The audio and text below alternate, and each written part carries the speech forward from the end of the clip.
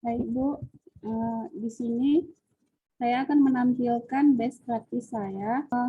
Menyusun cerita praktik baik atau best practice saya menggunakan metode STAR, situasi, tantangan, aksi, refleksi, hasil, dan dampak terkait pengalaman mengatasi permasalahan siswa dalam pembelajaran.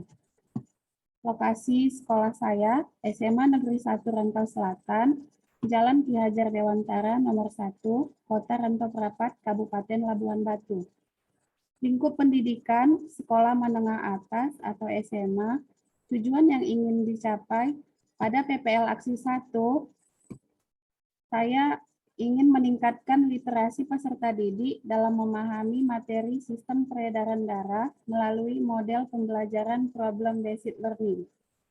Pada PPL Aksi 2, saya ingin meningkatkan minat belajar peserta didik dalam memahami materi virus melalui model pembelajaran project-based learning.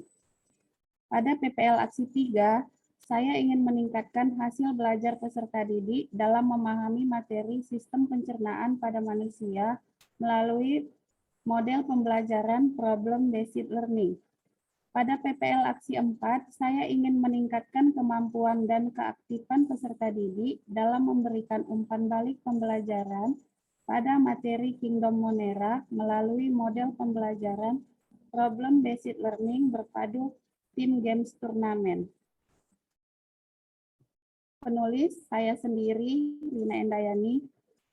Tanggal pelaksanaan PPL Aksi pertama, Selasa 18 Oktober 2022 dan Rabu 19 Oktober 2022, PPL Aksi 2 Sabtu 29 Oktober 2022 dan Selasa 1 November 2022.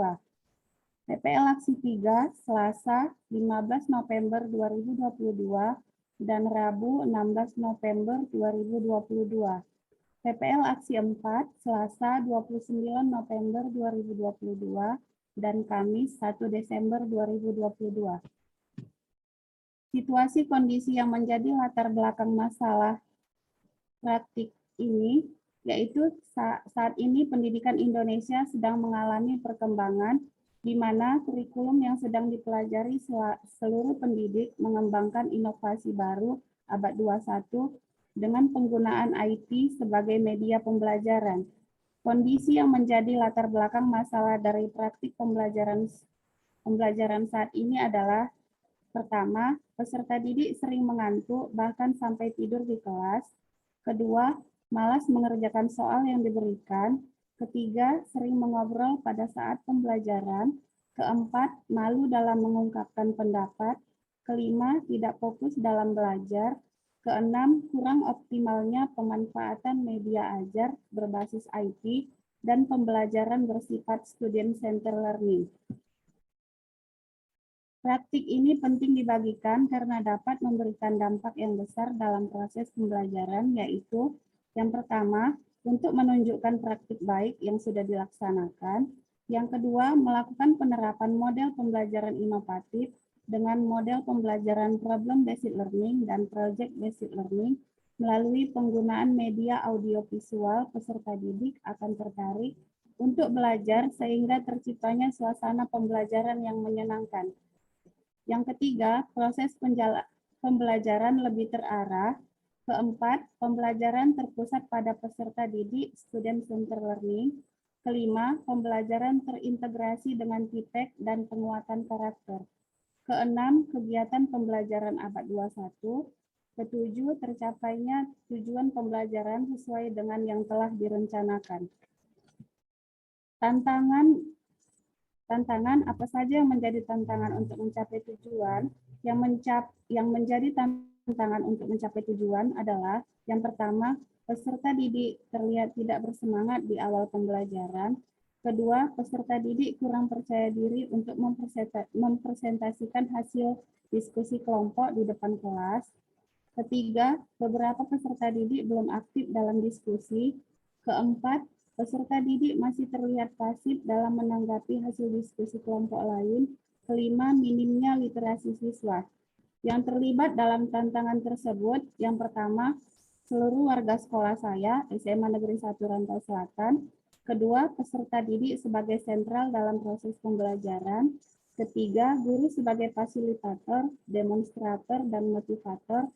Keempat, teman sejawat yang membantu dalam proses pelaksananya kegiatan ini. Kelima, dosen dan guru pamong sebagai pembimbing dalam pelaksanaan praktik PPL ke-1, 2, 3, dan 4. Aksi langkah apa saja yang dilakukan untuk menghadapi tantangan? Langkah yang harus dilakukan oleh guru sesuai tantangan yang dihadapi antara lain. Yang pertama, pemilihan media pembelajaran, yaitu satu, strategi yang dilakukan guru dalam pemilihan media pembelajaran adalah dengan memilih media yang dirasa tepat dan sesuai dengan materi pelajaran sesuai dengan karakteristik peserta didik. Di sini, guru memilih media audiovisual, yaitu guru membuat media PowerPoint slide yang berisikan materi, video, dan gambar-gambar yang relevan yang bersumber dari beberapa fitur media ajar. Yang kedua, proses pembuatan media ini dimulai dari mempelajari materi yang akan dibuatkan medianya. Kemudian guru membuat media pembelajaran, yaitu PowerPoint slide yang berisi materi dan video YouTube yang sudah di-download. Yang ketiga, sumber daya yang diperlukan untuk membuat media pembelajaran ini, yaitu pengetahuan dan kreativitas guru dalam membuat media tersebut. Yang kedua, pemilihan metode pembelajaran yang variatif. Yang pertama, strategi yang dilakukan guru dalam pemilihan metode pembelajaran adalah dengan memahami karakteristik materi dan peserta didik. Yang kedua, proses pemilihan metode ini, pertama, guru mempelajari apa saja metode dalam pembelajaran, lalu memahami karakteristik peserta didik dengan melihat kemampuan dasar dan kebiasaan peserta didik, lalu melihat karakteristik materi dengan mempelajari materi pembelajaran yang terdapat pada buku teks. Ketiga, pemilihan model pembelajaran. Yang pertama, pembelajaran berbasis masalah, yaitu satu, orientasi peserta didik pada masalah, dua, mengorganisasi peserta didik, ketiga, membimbing penyelidikan individu dan kelompok, keempat, mengembangkan dan menyajikan hasil karya, kelima, menganalisis dan mengevaluasi proses pemecahan masalah.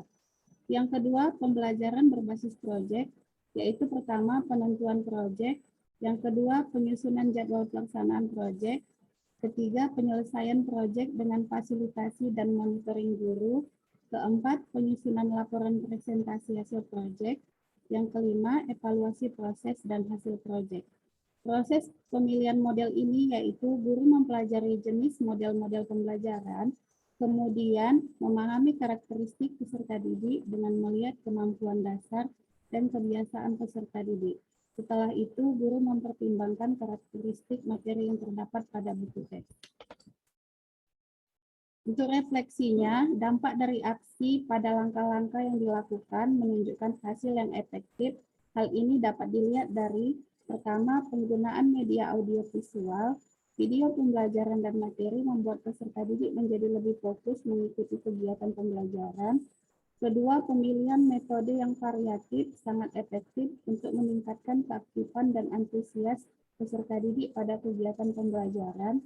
Ketiga, penerapan model pembelajaran berbasis masalah yaitu PBL dan model pembelajaran berbasis proyek yaitu PJBL telah menunjukkan peningkatan kemampuan peserta didik karena desain kegiatan pembelajaran yang berpusat pada peserta didik dan meningkatkan keaktifan peserta didik sehingga peserta didik termotivasi untuk belajar. Yang kedua, peserta didik menunjukkan respon positif terhadap kegiatan pembelajaran ini. Mereka sangat senang dan antusias. Penulis menyimpulkan hal ini berdasarkan hasil kegiatan refleksi akhir pembelajaran peserta didik. Mereka memberikan respon bahwa pembelajaran sangat menyenangkan dan media pembelajarannya menarik serta mudah dipahami.